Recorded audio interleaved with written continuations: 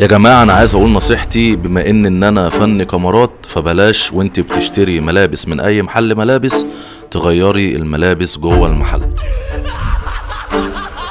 طبعا الرسالة دي جات لي من احد المتابعين على اليوتيوب، وبيقول فيها ان هو فني كاميرات، واللي هيحكيه ده حصل معاه حرفيا. جاله واحد وقال له انا عايز اركب اصغر كاميرا محدش يشوفها حتى لو واقف قدام منها. اما سأله فني الكاميرات وقال له انت هتركب الكاميرا دي فين او في محل مجاله ايه، الراجل ساعتها كده اتلجلج في الكلام ومعرفش يرد عليه. فساعتها هنا فن الكاميرات ابتدى يشك ان في حاجه مش طبيعيه، وابتدى فن الكاميرات يعدي الموضوع وقال له خلاص ماشي مش مشكله، انا هاجي اركبها لك. الغريبه هنا بقى ان الراجل صاحب المحل قال له لا هاتها وانا هعرف اركبها بمعرفتي. وهنا فن الكاميرات ابتدى يشك اكتر واكتر ان في حاجه مش كويسه. فلما جه فن الكاميرات اصر وقال له انا مش هديك الكاميرا الا لما تقول لي انت فاتح محل ايه، رد صاحب المحل وقال له انا فاتح محل ملابس. يا جماعه اقسم بالله العظيم الموضوع خطير جدا. فرد عليه فن الكاميرات وقال له للاسف انا الكاميرا دي مش متوفره عندي حاليا. يا جماعه اقسم بالله العظيم الموضوع خطير جدا.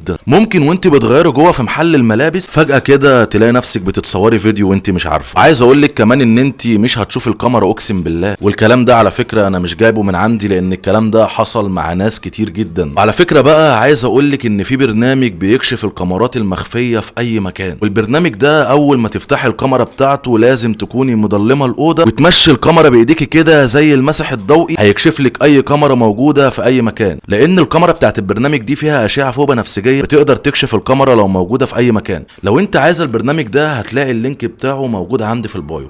سلام.